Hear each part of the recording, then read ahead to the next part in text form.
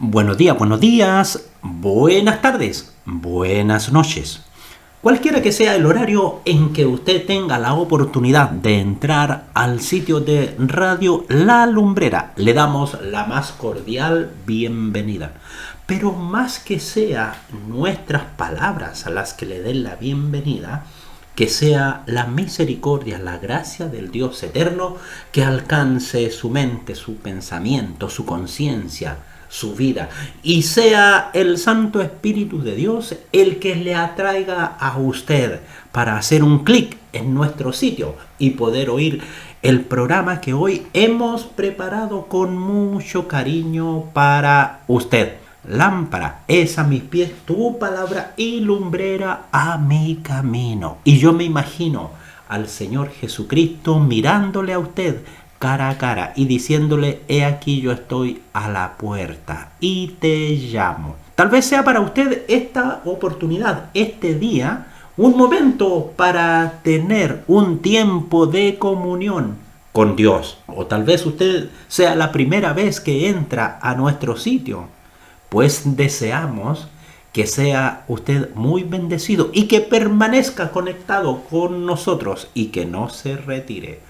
Deseamos de todo corazón para aquellos que desarrollan sus trabajos en las distintas áreas en medio de la comunidad, donde quiera que se encuentren, en cualquier punto de la ciudad, del campo, del desierto, de la cordillera, ya sea en el continente donde ustedes estén, porque a través de esta hermosa red alrededor del mundo se cumple esa promesa que el Señor Jesús le dio a sus discípulos.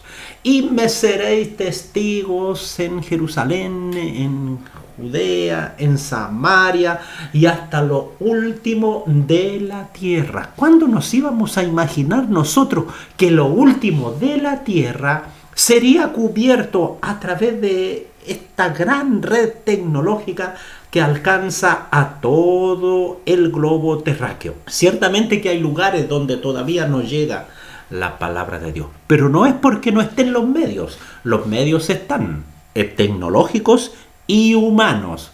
Lo que sucede es que el hombre, por su errada forma de pensar, ha cerrado su puerta a la gran bendición del Dios eterno. El poder oír, el recibir el Evangelio, esta promesa de bendición, de salvación para todo hombre y toda mujer, que desde hace muchos siglos atrás es una promesa viviente sobre esta tierra, porque no se ha quitado de sobre la faz de la tierra la misericordia del Dios eterno.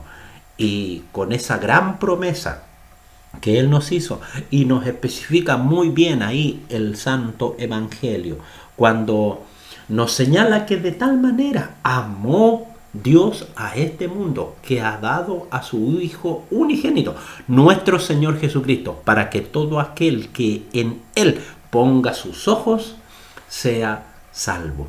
Y esa promesa está vigente para usted, amado oyente, y para todo aquel que con humildad en su vida y con una necesidad llegue y se acerque a Dios. Y ciertamente que le hallará, porque es promesa de Él. Buscadle mientras puede ser hallado. Llamadle en tanto que está cercano.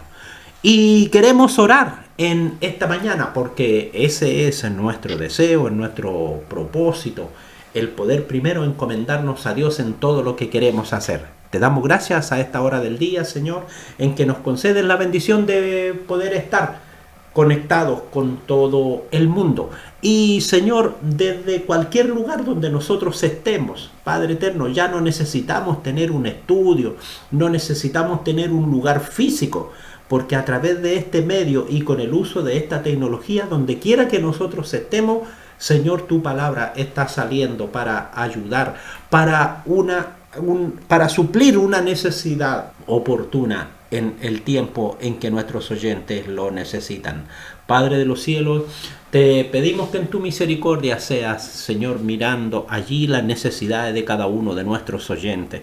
Ya sea, Señor, que haya alguna enfermedad, que haya alguna necesidad laboral, Señor, que haya alguna necesidad emocional, Señor.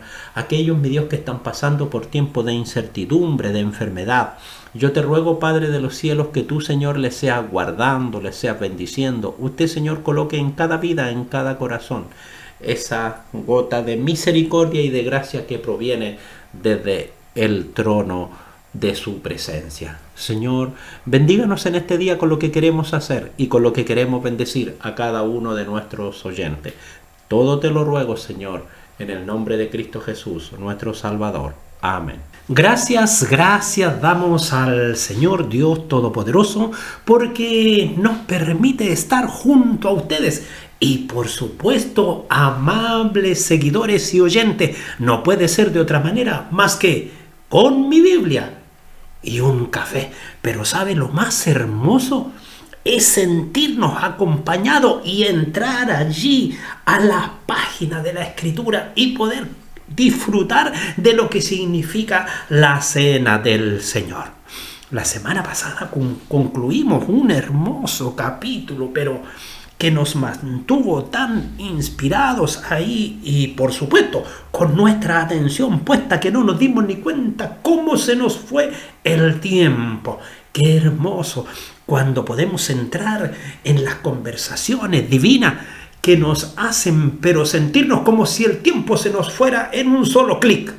De esa manera usted entra a nuestro sitio, coloca el Espíritu Santo del Dios eterno en usted, gobierna y administra su voluntad y le permite con un clic ya estar escuchando a Radio La Lumbrera. Por cierto, en el día de hoy, en este capítulo, continuamos compartiendo sobre la Cena del Señor, pero hoy queremos centrarnos en un día para la celebración de la Cena del Señor. Y nuestras referencias escriturales ciertamente que ya están en la práctica, allí centradas en el libro de los Hechos, capítulo 2, verso 42, capítulo 20, verso 7, Mateo, capítulo 8, verso 1. Agradecemos al Señor por su compañía y por su presencia, y agradecemos a Dios por los comentarios que usted nos envía a nuestro WhatsApp, más 569 90 548544. Agradecemos a aquellos que nos dan ánimo, a quienes nos hacen observaciones, a quienes nos preguntan ¿y qué viene después? Bueno, estamos trabajando porque queremos entregar lo mejor de nuestras vidas, por cierto, para servir al Dios eterno y para poder entregarle a usted una palabra de bendición y orientación. Vamos a tomar como referencia entonces nuestra primera lectura allí en el libro de los Hechos, en el capítulo 20. El versículo 7, ¿qué estaba sucediendo? Para que no veamos las cosas en una forma tan aislada. El capítulo 20 nos presenta el viaje del apóstol Pablo a Macedonia y Grecia. Venían recién terminando el alboroto que había ocurrido allí entre los efesios y ahora van camino hacia Macedonia y Grecia. Y allí en ese tiempo precisamente ocurre la visita de despedida del apóstol Pablo en Troas. Y ahí precisamente cuando ocurre la visita de despedida del apóstol, dice el verso 7 del capítulo 20, el primer día de la semana, reunidos los discípulos para partir el pan, Pablo les enseñaba, y habiendo de salir al día siguiente, y alargó el discurso hasta la medianoche. Y veamos qué nos señala la cita que también habíamos mencionado, Mateos 28, en el verso 1, dice de la siguiente manera, 28:1 señala, pasado el día de reposo, al amanecer, del primer día de la semana, vinieron María Magdalena y la otra María a ver el sepulcro. Mire, estas dos citas son muy importantes para lo que queremos conversar a continuación. Fíjese que en aquellos días primitivos se fijó un día definido para celebrar esta fiesta conmemorativa, la Cena del Señor. Y como bien lo dijimos anteriormente, atrás quedó la historia y hacia adelante viene el futuro glorioso que un día tendrá Cristo junto a su iglesia. La cruz dejó atrás el pasado de la tradición del pueblo hebreo, y de la cruz hacia adelante se nos abre el camino de la gracia y de la redención. Fíjese que en aquellos días primitivos, en el principio de la iglesia, ahí en la iglesia practicante, podemos decir que parte a partir del libro de los Hechos, había un día para celebrar esta fiesta.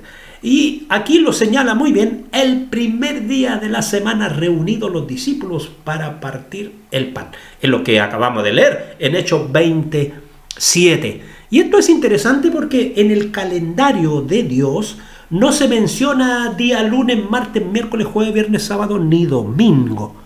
Se mencionan los días por el día primero, por el día segundo, por el día tercero. Y es interesante como también aquí señalan, este escrito en particular dice el primer día de la semana. En nuestro tiempo actual podríamos decir nosotros, entonces corresponde al día lunes, en el calendario de hoy, en el calendario nuestro. Pero cuando nosotros examinamos cómo era en aquel tiempo en que nos está hablando la Escritura, nosotros nos podemos dar cuenta que en este caso la observancia de lo que nosotros conocemos como los sábados terminó cuando el Señor Jesús yació en la tumba. Allí se acabó la dispensación de la ley. ¿Y sabe por qué decimos esto con tanta seguridad? Sin ser muy letrado, ni entendido, ni querer entrar en una discusión ahí que algunos le llaman las grandes lides teológicas. No. Eso es lo que nunca nosotros tenemos que hacer. La palabra de Dios no es para entrar en discusión. La palabra de Dios es para unirnos en el Espíritu del Dios eterno. Y esto es lo que nos enseña Mateo 28. El verso 1, porque en sus breves líneas nos da una clara enseñanza. Pasado el día de reposo, Vámonos ahora al calendario que nos muestra la Biblia. Vuelvo a decir, no tiene lunes, martes, miércoles, jueves, viernes, sábado ni domingo, sino que la Escritura nos señala el principio creativo en 6 días y dice que al séptimo día reposó Dios del trabajo que había. Aquí encontramos en el Evangelio de Mateo, en el capítulo 28, verso 1. No hay que memorizar mucho. El último capítulo de Mateo, el primer versículo. Y dice que había pasado el día de reposo y era el amanecer, podríamos decir nosotros la aurora.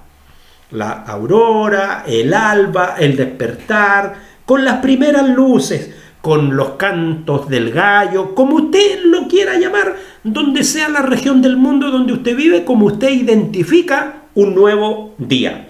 La Escritura lo señala y dice al amanecer del primer día de la semana. Y hace una gran diferencia.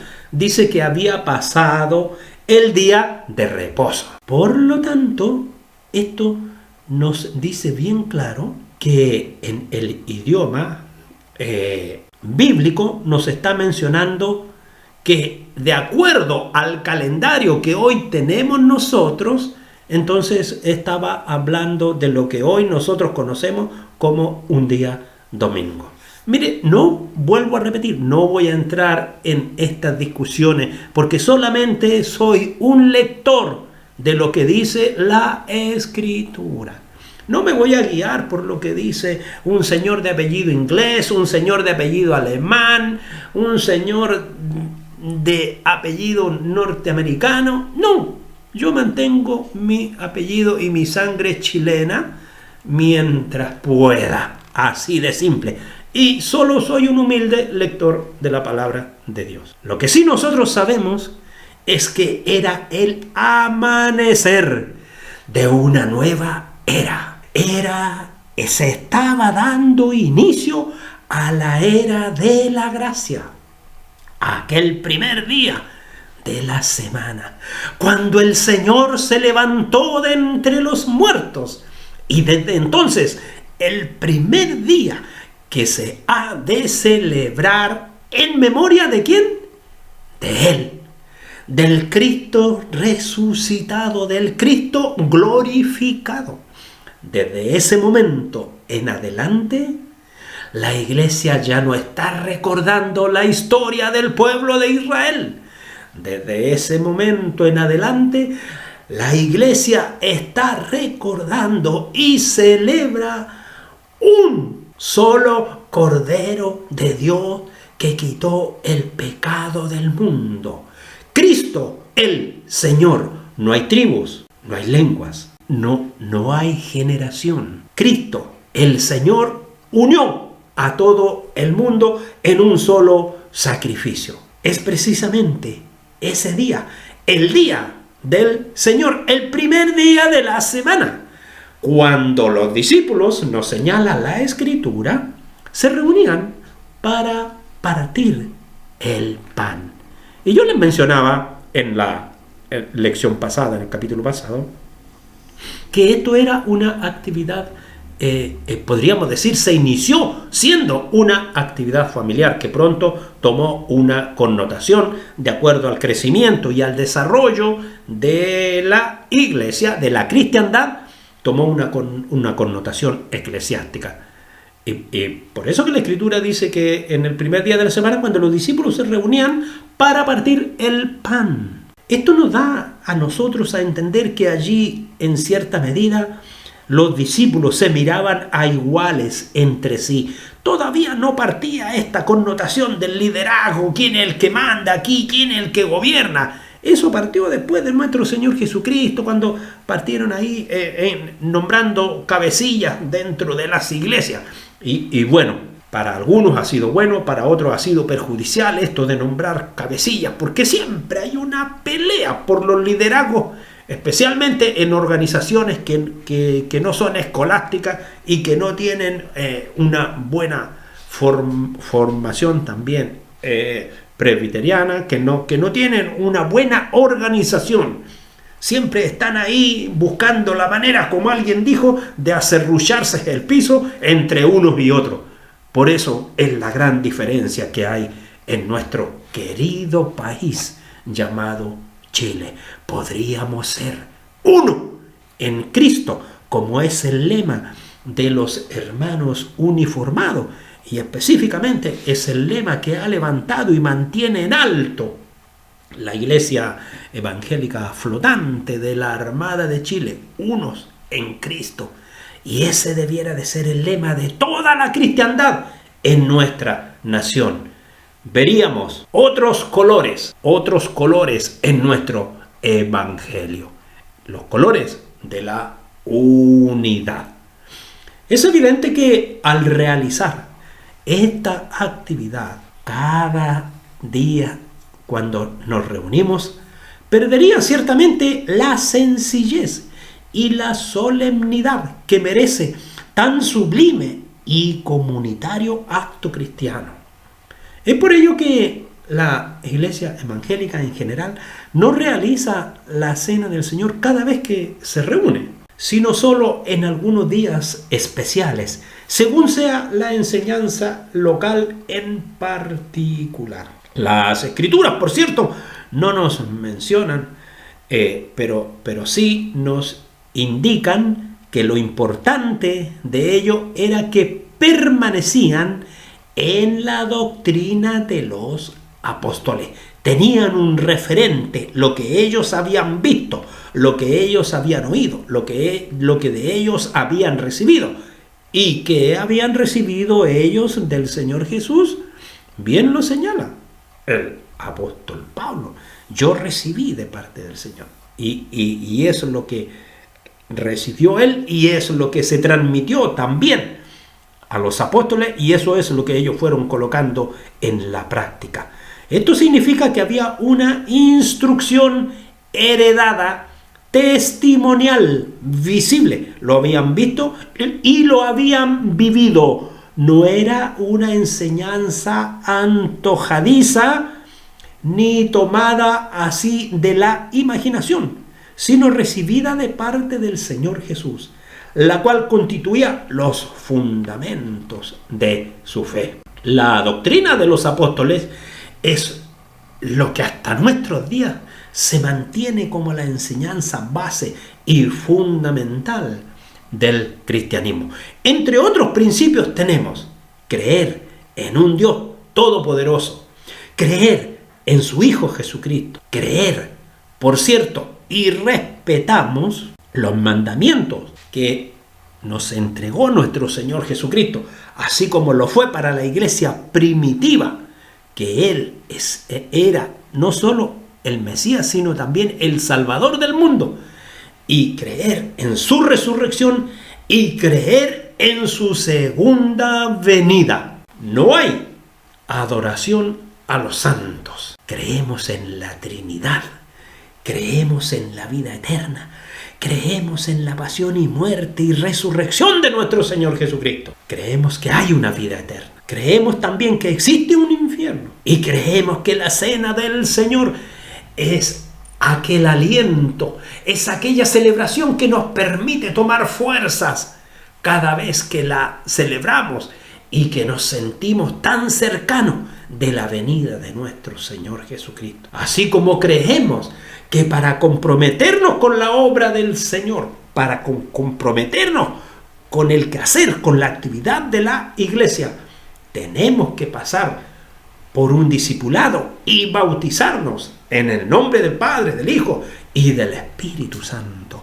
Creemos en Jesucristo como único intercesor entre Dios y los hombres. Y esa enseñanza la vieron, la vivieron los apóstoles. Ellos la transmitieron a la iglesia, quedó escrita en la palabra de Dios y está vigente hasta el día de hoy para cada uno de nosotros. Los hombres en su debilidad, en su necesidad, se adhieren muchas veces a distintos amuletos, imágenes, y cada uno levanta su propio ídolo, así como hay personas que pueden dar hasta su sueldo por seguir a un ídolo del deporte, a un ídolo de la música. Pero al único que nosotros tenemos que adorar y servir es a Jesucristo, nuestro intercesor entre Dios y los hombres. Y somos bienaventurados, dice su palabra, porque no le hemos visto, pero hemos creído por fe. Por fe creímos que habrá una segunda venida de nuestro Señor Jesucristo y que vendrá por su iglesia. Por fe creímos en la acción hoy en día del Espíritu Santo en medio de la iglesia. Aunque hay algunos que no lo tienen muy claro y no creen que el Espíritu Santo esté hoy en día en medio de la iglesia, porque dicen que las señales que se ven manifiestas allí en el libro de la práctica de la iglesia cristiana, como es el libro de los Hechos, fue solo en ese momento. No puede ser así. El Espíritu Santo no actúa por parte, es un todo, es una persona, es parte de la Trinidad. Lo que sí nosotros sabemos es que este Espíritu Santo es la promesa que dejó nuestro Señor Jesucristo para sus discípulos y les dijo que la esperaran, y estuvieron allí esperando desde el día 1 hasta el día 10, cuando se manifestó en forma visible sobre ellos y está presente en medio de la iglesia y está actuando y nos guía a toda verdad y a toda justicia. Nosotros creemos en el perdón de los pecados y que es solamente factible y posible a través de la obra redentora de nuestro Señor Jesucristo y confesando nosotros con nuestra boca y con nuestros labios nuestras transgresiones. No es solo con decir, Señor, perdona mis faltas que he cometido de obra de hecho, de omisión. No, ese es un arreglín litúrgico. Pero al Señor hay que decirle lo malo que hice. Hay que decirle, Señor, perdóname, Señor, esas intenciones de adulterio que aparecieron en mi mente. Señor, cuando vi esta mujer hermosa que pasó frente a mí, porque eso fue lo que dijo el Señor Jesús. Mas yo os digo que el que mira una mujer, dice, para codiciarla, ya adulteró en su corazón. ¿Qué es lo que tenían en común los fariseos y los saduceos? Ellos cumplían lo que decía la ley, se basaban a los hechos, pero el Señor Jesús fue mucho más allá. Se fue a la conciencia de todo hombre y de toda mujer. Y eso es las cosas que tenemos que confesar delante de Dios. ¿Queremos el perdón del Señor? Pues tenemos que decirle las cosas que hemos hecho mal. Señor, hoy falté el respeto a mi madre, le dije esto, le dije aquello. Señor, te pido perdón. La Escritura dice que ¿cómo puedes tú llevar tu ofrenda al altar si estás enojado con tu hermano?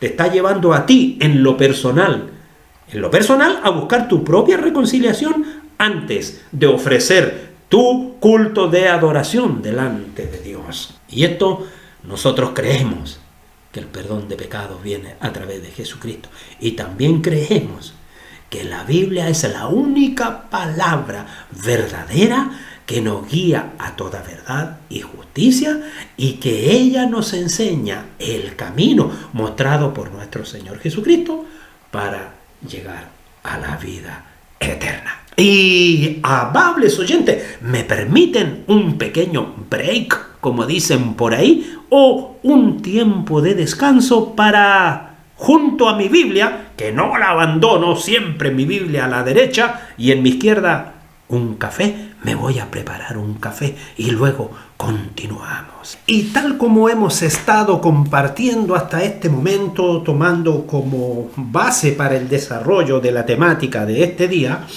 el libro que lleva a la práctica las palabras, las instrucciones de nuestro Señor Jesucristo. Me refiero a Hechos, el capítulo 20, verso 7, Hechos capítulo 2, verso 42. Y por cierto, también nos aclara muy bien lo que estamos compartiendo en estos momentos, Mateo 28, allí en el versículo 1. Y lo menciono por si se nos ha olvidado. Pasado el día de reposo, al amanecer del primer día de la semana, vinieron María Magdalena y la otra María a ver el sepulcro. Veamos ahora por qué esta celebración que tenía establecido un determinado día en el tiempo del pueblo hebreo, ¿por qué ahora se vuelca al primer día de la semana? También señalé que la Escritura en ninguna de sus partes menciona lunes, martes, miércoles, jueves, viernes, sábado ni domingo, sino que nos habla del primer día, del segundo día. Y la Iglesia, a partir de la resurrección de nuestro Señor Jesucristo, ya no recordaba un pasado histórico ni de esclavitud terrenal, sino un pasado de pecado que terminó con la victoria por la muerte de nuestro Señor Jesucristo en la cruz. ¿Y qué sucede con ello? Con ello se mira hacia el futuro glorioso después de su partida triunfante a los cielos. Y por cierto, su iglesia, usted y yo, esperamos con fe el regreso por cada uno de nosotros. Ahora, ¿qué significado tiene esto que diga el primer día de la semana? Pues con ello se termina el tiempo de la ley y comenzó el tiempo de la gracia. No miramos hacia atrás, porque nuestro pasado, nuestro Señor Jesucristo lo borró, como señala la Escritura, sino que ahora miramos hacia la vida eterna, hacia un final gozoso y feliz. Además, debemos de recordar que se reunían ahí el primer día de la semana con ese solo motivo, el partimiento del pan. Cuánta solemnidad e importancia le daban aquellos primeros cristianos, encabezados por los discípulos, a esta sencilla reunión. Verdaderamente, en estos tiempos, en este siglo XXI, tercer milenio, mundo globalizado, intercomunicado, verdaderamente nos falta volver a ese ejemplo de aquel primer amor, que sé que no lo has perdido, pero está ahí como medio encapsulado, envuelto ahí con los paños de la indiferencia de este tiempo, de la comunidad de hoy. Volvamos a la sencillez de la palabra, porque ella es la que nos muestra, la que nos enseña, la que nos revela, la que nos ilustra, la que nos ilumina lo que tenemos que hacer. Y fue algo tan simple que dejó establecido nuestro Señor Jesucristo. Por cierto que hay un lugar definido para esta celebración de la Cena del Señor. Claro que había un lugar definido en donde los israelitas habrían de celebrar esta fiesta memorial que para ellos se llamó la Pascua, por mandato de Dios. No podrá, dice la Escritura, sacrificar la Pascua en cualquiera de las ciudades que Jehová tu Dios te da, sino en el lugar que Jehová tu Dios escogiere para que habite allí su nombre. Sacrificarás la Pascua. Eso está señalado allí en Deuteronomio 16, entre el versículo 5 y el versículo 6. Igualmente definida era esta práctica ahora para la iglesia primitiva. El partimiento del pan se efectuaba cuando los discípulos se reunían con ese propósito, cuando el primer día de la semana. Esto nos lleva a pensar que no es llegar y decir hagamos esto aquí, hagamos esto allá, en cualquier lugar, sino que en aquella parte que se ha establecido para realizarla, en el lugar que hemos escogido para rendir culto de honra y gloria a Dios. Nuestros hogares, como lo fue en el principio de la iglesia, o en los lugares como lo son los templos hoy en día. Ahora también nosotros nos preguntamos, ¿quiénes eran los que se reunieron con este sagrado objeto y quiénes pueden participar hoy en día? Bueno, si nosotros examinamos allí a través del libro de los Hechos, encontramos que reunidos los discípulos para partir el pan eran aquellos que habían sido instruidos por nuestro Señor Jesucristo, que habían recibido la enseñanza y que le habían seguido en todo momento. No estaban allí simples aldeanos que por curiosidad habían llegado a compartir con él, sino que eran sus seguidores, los que día a día habían estado colocando oído a sus enseñanzas, allí en el monte, en el valle, allí en el lugar de oración, también aquellos que le siguieron por las aldeas, aquellos que salieron antes delante de él anunciando, he aquí, viene el Mesías, y luego volvieron muy contentos, diciendo, hasta los demonios se nos sujetan y nos obedecen.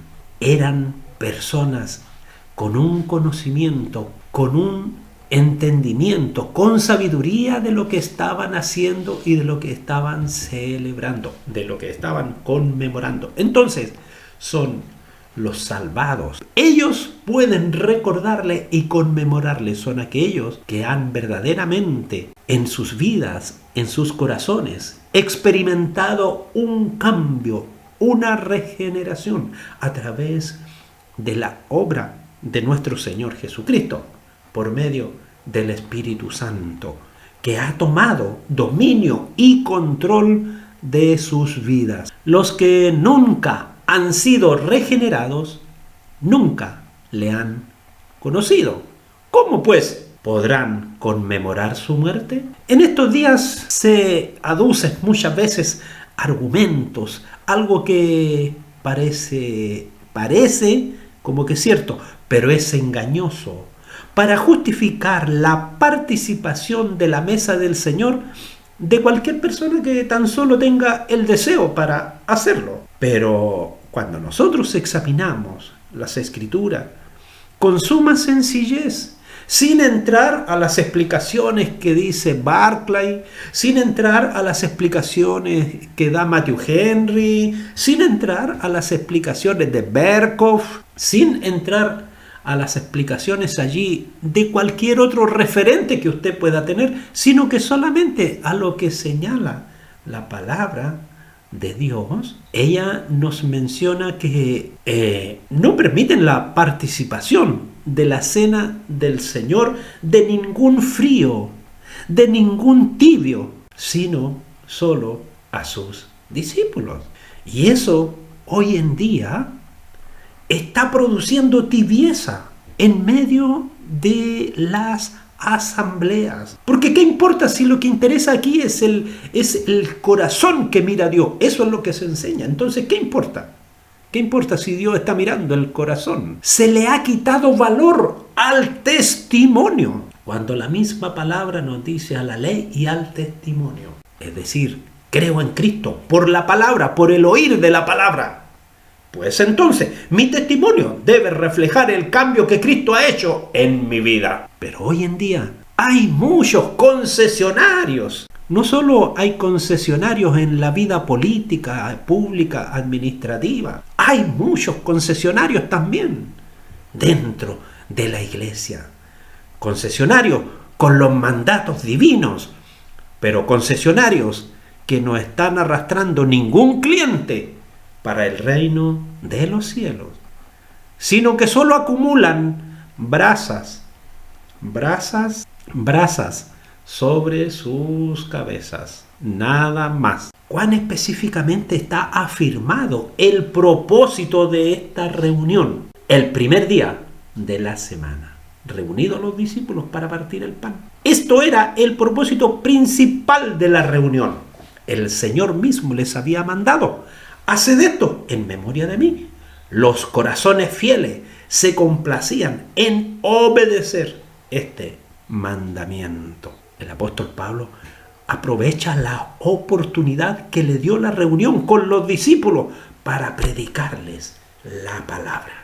Muchas veces esta reunión es el culto más representativo de la asamblea y por eso ofrece una excelente oportunidad para el ministerio evangelístico. Eso fue lo que hizo el apóstol Pablo, tal como lo señala allí el libro de los Hechos, el capítulo 20, el versículo 7, en su parte final dice: Pablo les enseñaba habiendo de salir al día siguiente, y alargó el discurso hasta la medianoche. Tanta gana, era tal la premura que había en el alma del apóstol, el deseo de inculcar a sus hermanos, a los feligreses, una formación sólida, de modo que no importa lo que viniera, las persecuciones, los cambios sociales, lo que pase, que la fe de los creyentes se mantuviera inmarcesible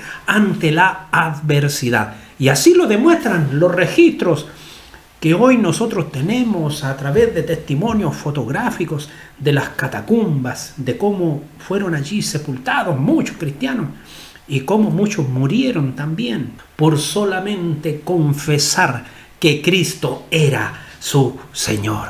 Pero, amables oyentes, yo no quiero alargar el discurso hasta la medianoche, porque es probable que entonces la próxima semana ustedes no quieran estar conectados con nosotros. Y lo que nosotros queremos es que ustedes no pierdan el interés por este hermoso tema que estamos compartiendo. Y por cierto, que no se ha terminado.